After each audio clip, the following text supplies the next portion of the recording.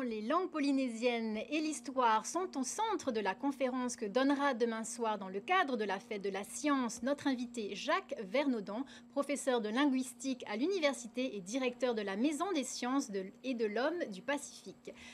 Yorana, Yarana Waniki. alors on craint la disparition des langues polynésiennes. En parler, c'est participer à leur sauvegarde.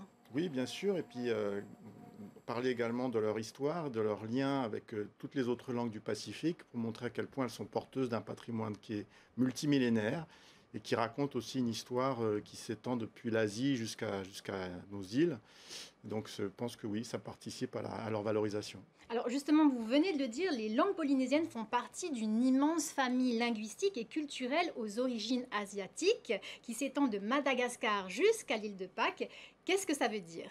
Ben, ça veut dire qu'elles sont, quand on dit que des langues appartiennent à une même famille, ça veut dire qu'elles sont issues d'une seule langue mère.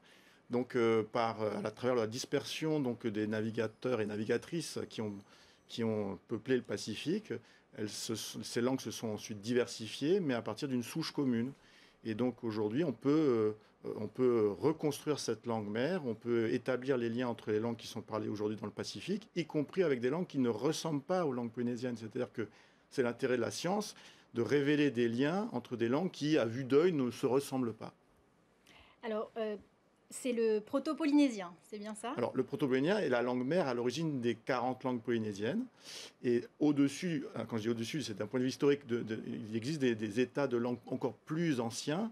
Et donc, la langue commune à toutes les langues qui sont parlées, donc c'est dans la région que vous avez citée, c'est le proto-austronésien qui était parlé probablement il y a plus de 5500 ans à Taïwan. Alors, comment peut-on effectuer des recherches sur une langue qui est très ancienne alors qu'il n'existe pas d'écrit? Alors c'est tout l'enjeu, c'est en fait à travers la comparaison des langues contemporaines, et c'est ce que j'expliquerai demain, que l'on peut d'abord prouver la proximité des langues. Je vais donner juste un exemple. En Paumotu, pour dire l'oreille, c'est taringa.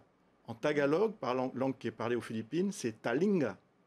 Les yeux, c'est mata en tagalog et c'est mata dans les langues polynésiennes. Donc la proximité permet de révéler leur parenté, mais aussi de faire des hypothèses sur la langue à l'origine. Si vous avez mata en tahitien et mata en tagalog, il y a de fortes probabilités que le mot ait été déjà mata il y a 5000 ans.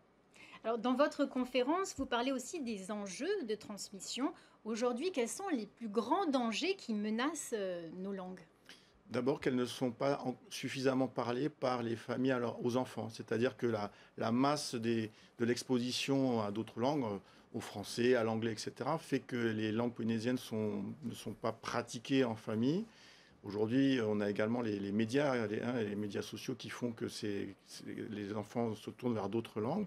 Donc l'enjeu, c'est tout simplement, c'est assez simple, mais après, il faut le mettre en pratique, c'est que les gens qui parlent les langues polynésiennes parlent ces langues à leurs enfants.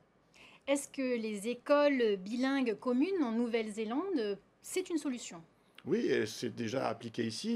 Il y a en Polynésie aujourd'hui des écoles qui sont dans ce type de dispositif. Donc oui, ça fait partie des solutions pour revitaliser les langues, mais il faut aussi que les adultes qui sont locuteurs de ces langues les parlent aux enfants, tout simplement.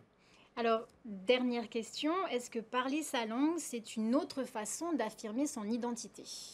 Oui, ça participe à la construction de l'identité parce que chaque langue, elle véhicule un patrimoine culturel, une manière d'organiser le monde.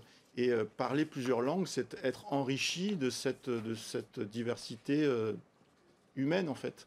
Et donc, on a une très grande richesse ici, c'est-à-dire qu'il y a plusieurs langues qui sont pratiquées, qui sont encore transmises. Et il faut continuer dans cette voie de la valorisation de la diversité des langues. Merci Jacques Vernaudon.